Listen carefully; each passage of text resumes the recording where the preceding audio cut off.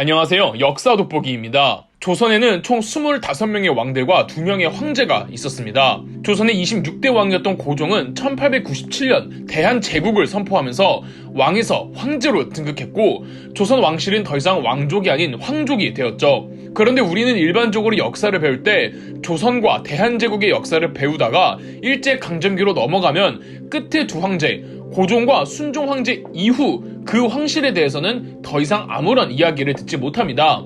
그 후손들, 황제의 직계 후손들은 이후 어떤 삶을 살았을까요? 대한제국을 선포한 1대 황제 고종은 1907년 일제에 의해 강제 퇴위된 이후 덕수궁에서 말년을 계속 보냅니다. 그곳에서 한반도의 주권이 일본에게 완전히 넘어가는 과정 전부를 목격하고 일제강점기가 시작되고 9년 후였던 1919년 사망합니다. 고종 황제에게는 한 명의 황비와 꽤 많은 후궁들이 있었습니다. 그만큼 자녀들도 많아서 황실 가족이 굉장히 많았는데 원래 그 시대에는 거의 다 그랬듯이 대부분이 갓난아기일 때 사망하고 요절하지 않은 자녀들만 세어봤을 때는 3명의 아들들과 1명의 딸이 있었습니다.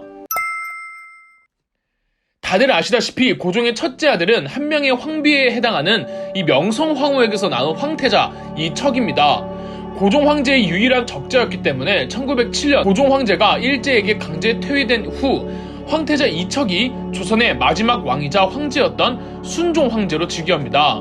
순종 황제는 1907년부터 한일 병합이 되던 1910년까지 약 3년 정도 황제로 있었지만 이완용 등의 친일파들과 일제에게 휘둘리는 꼭두각시 황제였고 결국 1910년 마찬가지로 강제 퇴위당하죠. 일제강점기가 시작되고 아버지 고종 황제가 덕수궁에 있었다면 순종 황제는 이 창덕궁에서 기거하고 있었습니다. 물론 일제강점기 이후론 황제의 명칭이 인정되지 않고 이왕이라는 호칭을 강요받았죠. 그리고 조선 황실은 이왕가라고 불렀습니다. 순종 황제에게는 순정황후라는 황비가 한 명 있었는데 둘 사이에선 자녀가 없었습니다. 순종 황제는 아버지 고종 황제가 서거한 지 7년 후였던 1926년 사망하지만 아내 순정황후는 계속 창덕궁에서 살아갑니다. 그 상태로 해방도 겪고 6.25 전쟁도 겪고 4.19 혁명도 겪고 박정희의 쿠데타도 다 보고 난 뒤였던 1966년 창덕궁에서 사망하죠. 일제강점기 때 이왕가, 즉 황족들은 전부 다 이 반강제적으로 일본으로 넘어가게 되는데 유일하게 순정황후만 한국에 남아있었습니다. 남편 순종 황제 사후론 가족들 중 혼자만 한국에 있다가 해방되고는 이승만 정부에게 찬밥 신세를 당해야 했죠. 그렇게 쓸쓸하게 1966년까지 살아 계시다가 잠드신 조선의 마지막 황비였습니다. 참고로 순정황후는 6.25 전쟁 때도 서울을 떠나지 않았으며 북한 인민군이 서울을 점령했을 때 감히 순정황후만큼은 건드리지 못했다고 합니다. 고종의 둘째 아들은 의친왕 이강입니다. 이 대한제국 선포 전에는 의화군이라는 왕호였으나 왕족이 황족으로 격상되면서 의친왕이라는 자기를 받죠. 이 명성황후가 의친왕 친모를 싫어했대요. 의친왕 이강은 일제강점기가 되기 훨씬 전에 일찍이 미국으로 유학을 떠납니다.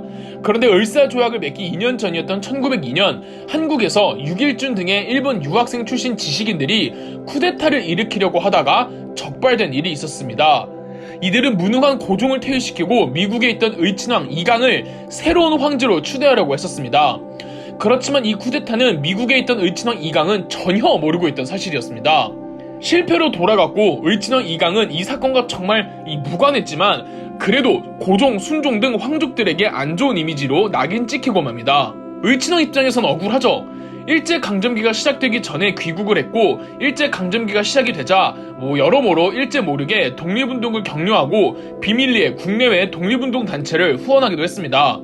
상해 임시정부 요원들이 의친왕을 한반도에서 빼내오려는 작전을 펼치다가 적발되어 실패하기도 하죠. 1930년대에 일본으로 넘어가 있다가 해방 전에 다시 귀국을 했고 해방 후 6.25 전쟁 때 미처 피난을 가지 못해 서울에서 정말 개고생을 했다고 합니다. 이승만 정부가 황실 사람들을 진짜 잘 안 챙겨줬거든요. 의친왕 이강은 1955년 사망을 했고 이 사격 솜씨가 탁월했으며 술과 자동차를 그렇게 좋아했다고 합니다. 의친왕 이강에겐 자녀들이 굉장히 많았는데 그중 둘째 아들 이우가 엄청나게 잘생긴 미남으로 유명합니다. 인터넷에 이유를 쳐보시면 정말 깜짝 놀라실 겁니다. 이걸 고증하기 위해서인지 영화 덕혜옹주에서는 배우 고수가 역할을 맡았죠. 그러나 이 잘생긴 이유 왕자는 히로시마 원폭에 희생됩니다. 고종 황제의 셋째 아들은 영친왕 이은입니다. 첫째 순종 황제, 둘째 의친왕 이강, 그리고 셋째 영친왕 이은은 전부 어머니가 다른 이복 형제들입니다. 영친왕은 워낙 늦둥이였던지라 바로 위에 형이었던 의친왕과도 나이 차이가 많이 났습니다. 장남 순종 황제와는 형제 관계이긴 하지만 이 나이 차이로만 봤을 때 거의 아빠와 아들 수준이었죠. 순종이 황제로 등극하고 순종이 아무리 꼭두각시 황제였다지만 의례적이나마 다음 황제를 이을 황태자를 결정해야 했습니다. 오히려 국가의 구군이 다 망해져 가기 때문에 순종 황제는 더더욱 후계를 지목하려고 했으나 순종 황제에겐 자녀가 없었죠. 그래서 동생들 중 한 명을 골라야 했는데 둘째 의친왕은 오랜 미국 생활과 불미스러운 일에 휘말려 이미지가 안 좋아서 동생 영친왕 이은을 황태자로 삼습니다.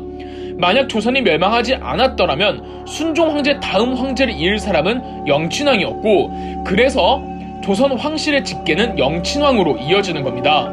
일제도 황태자 책봉 당시 영친왕을 미뤘는데 이유는 둘째 의친왕은 지나치게 똑똑하고 사람들로부터 인망이 좋았습니다. 반대로 영친왕은 성격이 온순하고 유해서 다루기 쉽다고 생각했던 거죠. 영친왕은 한반도의 주권을 일제에게 넘기는 서약을 할 때 그 회담장에도 이 반강제적으로 참여했었습니다. 일제강점기가 되면 일제는 조선 황실, 즉 이왕가와 일본 귀족 자녀들을 정략결혼시키는데 다들 아시다시피 영친왕 이은은 1920년 일본 왕족의 여인 마사코, 한국 이름으로 이방자 여사와 결혼합니다. 일제강점기 내내 영친왕은 강제적으로 일본에 머물면서 일본 육군사관학교 졸업 후 일본 중장까지 임명됩니다. 친일 행위를 했다는 게 아니라 전부 다 일제가 강요한 거였습니다. 광복 후에는 당연히 한국으로 돌아올 줄 알았으나 이승만 정부가 조선 황족들의 한국 귀국을 막는 바람에 영친왕 포함 황가 가족들이 귀국하지 못하게 됩니다. 당시로서는 아직까지 한국 국민들이 전제군주제에 익숙해 있던 상태라 대통령과 왕을 확실하게 구분하지 못했고 이런 상황에서 황족들이 돌아오면 이승만은 일대 대통령으로서 본인의 입지가 흔들리게 될 거라고 불안해했습니다. 시간이 지나 1963년 박정희 대통령은 일본에 있던 황족들을 다시 전부 귀국시켜 주었고 이 가족들은 이 창덕궁에서 기거합니다. 그러나 이미 한국 땅을 밟았을 때 영친왕은 뇌 손상으로 실어증을 앓고 있었고 7년 정도 투병을 하다가 1970년 창덕궁에서 세상을 떠납니다. 영친왕 이야기를 할 때 빼놓을 수 없는 한 사람이 있습니다. 영친왕의 아내 이방자 여사입니다. 그녀의 본명은 나시모토 노미야 마사코, 일본 왕족의 한 사람입니다. 비록 일제에 의한 강제 정략 결혼이었지만 영친왕과 그녀의 금슬이 대단히 좋았고 개인적으로 한국의 독립을 지지하던 한 사람이었습니다. 이름을 한국식으로 개명한 것만 봐도 알 수가 있죠. 이방자 여사도 일제강점기 당시 일본인이라는 이유만으로 한국인들에게 이 협박과 비난을 감내해야 했고 반대로 일본인으로부터도 일본을 배신한 여인이라며 손가락질을 받았습니다. 해방 후에도 한국, 일본 동시에 환영받지 못하는 존재였죠. 1963년 박정희 대통령의 허가로 영친왕과 이방자 여사는 한국 땅으로 왔고 창덕궁에 머뭅니다. 이후 이방자 여사는 남편을 병간호하고 장애인 복지 사업에 전념했으나 황실 재산이 거의 대한민국 정부에 환원되자 아주 적은 정부 보조금으로 병에 걸린 남편과 시누이 덕혜옹주를 보살핍니다. 부족한 돈은 직접 만든 공예품을 팔아 마련하기도 했죠. 마지막 고종의 자녀는 막내 딸 덕혜옹주입니다.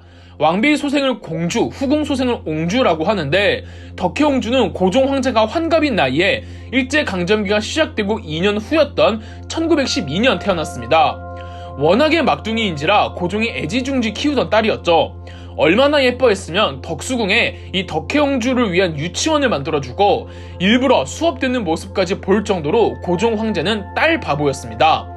이 덕혜옹주가 7살, 8살 때 아버지 고종 황제가 죽고 14살, 한창 사춘기 소녀일 때 일제에 의해 강제적으로 일본으로 유학을 가게 됩니다. 그녀가 18살 무렵 어머니가 한국에서 죽고 이후로 안 그래도 내성적이었던 덕혜옹주는 말도 거의 하지 않고 심각한 우울증에 시달립니다. 20살이 됐을 때 덕혜옹주는 대마도의 귀족 출신 소 다케유키와 정략 결혼을 했고 두 사람 사이에선 딸도 있었으나 이 덕혜옹주의 우울증은 고칠 수가 없었습니다. 원래 오빠 영친왕과 새언니 이방자 여사가 덕혜옹주를 보살펴줬지만 이 덕혜옹주가 결혼을 하고 출산을 한 뒤로는 두 사람과 왕래가 소원해지면서 신경 쇠약 증세는 더 심해집니다. 결국 남편 소 다케유키는 덕혜옹주를 정신병원에 강제 입원시키죠. 그렇게 덕혜옹주는 세상 사람들에게 잊혀지지만 한국의 김을한 기자가 그녀의 행방을 찾아 언론에 공개합니다. 1962년 덕혜옹주는 오빠와 새언니보다 1년 앞서 김포공항에 도착했고 공항엔 할머니가 되어버린 옛날 덕혜옹주를 모시던 상궁들이 맞이했지만 덕혜옹주는 아무도 알아보지 못했다고 합니다. 창덕궁에서 오빠 영친왕과 새언니 이방자 여사와 함께 살아가지만 그녀의 정신병은 낫지 않았고 이방자 여사가 덕혜옹주를 볼필해 주었죠. 저희 아버지가 그러는데 어릴 적 창덕궁에 놀러가서 이 안내원들이 낙선제 이방자 여사와 덕혜옹주께서 계시니까 조용히 다니라고 혼났던 적이 있었다고 하네요. 1989년 덕혜옹주는 77살의 나이로 사망하고 그로부터 9일 후 이방자 여사도 세상을 떠납니다. 영친왕과 이방자 여사 사이에는 이구라는 아들이 한 명 있었습니다. 만약 조선이 멸망하지 않거나 일제가 조선 황실을 그대로 두었으면 영친왕이 형 순종 황제에 이어 3대 황제가 됐을 것이고 영친왕 다음은 그의 아들 이구가 4대 황제가 되었겠죠. 즉 이구는 조선 황실의 마지막 직계 황세손인 겁니다. 이구는 MIT 공대를 나와서 해방 이후까지 미국에서 생활하며 미국인 여성과 결혼합니다. 이구의 아버지는 한국인, 어머니는 일본인, 아내는 미국인인 이 다국적 가족이죠. 1963년 부모님 영친왕과 이방자 여사를 따라 아내와 다같이 이 창덕궁 낙선지에서 머물렀으나 1982년 아내 줄리아 사이에서 이 자녀가 한 명도 없다는 이유로 전주시 종친회에서 이구와 줄리아 내외를 강제 이혼시켰습니다. 이구는 한국, 일본을 오가며 건축 사업을 하다가 2005년에 이 고향 도쿄에서 심장마비로 사망합니다. 이구의 장례식은 마지막 황세손의 격에 맞게 장대하게 9일장으로 치러졌고 숱한 정치인들이 장례 행렬을 방문하면서 당시 세간의 뉴스가 되기도 했죠. 조선 황실의 마지막 장례식이었죠. 이 강제 이혼당한 아내 줄리아는 한국에 있으면서도 언론을 피하고 싶어서 이구의 장례식에 직접적으로 참여하지 않고 장례 행렬 저 멀리서 죽은 남편을 지켜만 봤다고 합니다.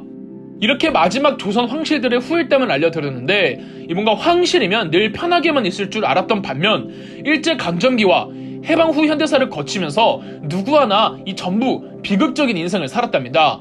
참고로 고종황제, 명성황후, 순종황제, 순정황후, 의친왕, 영친왕, 이방자, 덕혜옹주 그리고 마지막 이구까지 이 조선의 마지막 롤 패밀리들의 무덤은 전부 남양주 홍유릉과 그 인근에 있답니다. 그럼 역사 돋보기였습니다. 영상 재미있으셨다면 구독과 좋아요, 알림 설정까지 해주시면 감사드리겠습니다.